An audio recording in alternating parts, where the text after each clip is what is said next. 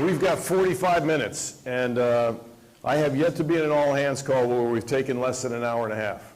So somehow we got to get this done in 45 minutes because you got khaki leadership coming in behind you, and we're going to somehow magically open the side doors, and you're going out that way, and they're coming in from the back. But I don't want to shortchange what's on your minds. We're out here only for one reason, not to sit here and lecture you about what's going on and trying to tell you, all the latest and greatest policies. We're here to learn from you. What's working for you and what's not working for you. What you like, what you don't like. And we take that input with all the other all-hands calls we do around the fleet, and we do a lot of them. And we constantly are working on adjustments to policies we have in the building, back in the Bureau and in Millington and other places like your skipper said, to make our lives as sailors and your families better. Just in the last year, there have been a number of changes. All of those changes have come from you in one form or another. Maybe not you individually, but working groups, focus groups in the fleet, input through the leadership mess run by MCPON and others. And the good ideas, we took action on them. It's no longer just talking about it, it's actually doing things to affect change that we hope is in the best interest of our institution. And by doing that, it also makes your lives as sailors more productive, and you feel more rewarded for the work you're doing in service of your country and your Navy. So there's a lot going on. I'll just mention a few briefly, and then I'll ask Fleet to give her view of things, and then we're going to go right to questions, Q&A. And our style on the Q&A is we're going to wait about 2 or 3 seconds when we say, okay, first question. And if there aren't hands going up, we just love walking around and start asking you questions. And that usually generates questions. So start thinking about your questions now. So what's happened here lately? There's a law that has changed. It starts in 2018 to fundamentally change our retirement system, which we've had around for decades. It affects no one in here. And that's the big myth that's out there, that this new retirement system that starts in January of 2018, less than 2 years from now, is somehow going to affect what you thought you were going to get if you made the Navy a career when you signed up to come in to boot camp at the beginning. That is absolutely not true. Nothing in your retirement system, if you choose to stay, will be altered by this new program. On the other hand, any sailor who joins the Navy, raises their right hand, joins the Navy on or after the 1st of January 2018 will be under the new system. And the new system has some significant changes, but it is more similar than it is different from the one you're on. And what we owe you in the next year and a half is some pretty substantial training so you understand what it means, not only for the new sailors that come in, but also for yourselves, because there is an opt-in clause in that law. So if you see and read about this new retirement system and you like it better than the one you're on, you will have an opportunity to opt in, to sign up for that, change your current retirement into the new one. We got a lot of training and education to do before. I think you should seriously consider that. So more to follow on that, but we're well aware of it. We did our first full season of the Meritorious Advancement Program this year, which is essentially the old CAP program with a new name and a new emphasis. Okay, the new emphasis is we want COs out there and triads out there to meritoriously advance your best sailors at sea. Okay? That's a fundamentally different message than what we saw under CAP years ago. And we now know precisely who got advanced under that program, unlike CAP, where we had very little accuracy in the CAP program in terms of knowing and understanding who got advanced. We meritoriously advanced under the same number of quotas, the exact same number of quotas that we used under the old CAP program. Nothing changed in terms of the numbers. We hear from sailors out there that, hey, you meritorious, this MAP program took away advancement opportunity from me in the fleet. That is absolutely not true. The quotas are exactly the same, and if you get advanced under MAP or you get advanced by the test, it's an advancement.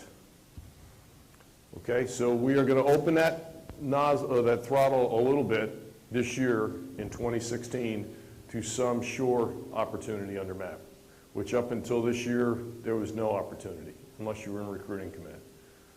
So we're going to crack the valve open just a little bit, see how it goes for a year, and if we get the continuing good behavior we saw this past year under MAP, we'll continue to look at opportunities to expand that. Advancement rates and opportunities in every rate continue to stabilize. Some that have seen really good advancement opportunity over the last 5-6 cycles, you're seeing that start to come down to more historical averages, around a 10-year average. Those who have seen 0 in the past are starting to nudge up, are starting to come up towards, and our goal should be to get as many rates of the 87 or 90 different rates we have in the Navy, as many of those rates in a historical average, instead of these wild swings of very high opportunity one cycle and very low opportunity the next cycle, and so on and so forth. So our goal is to try to stabilize them, so we are doing that judiciously around every advancement opportunity, every advancement cycle. PFA changes go into effect on January 1st of this year, so the new BCA standards are in effect today. We're past the last quarter when we gave everybody an opportunity that may not have been able to meet that standard, our former standards, and we're at 2 or 3 PFA failures. We gave you one more opportunity to get on track and pass the PRT. That season is done. We are now into the new season where the new standards count.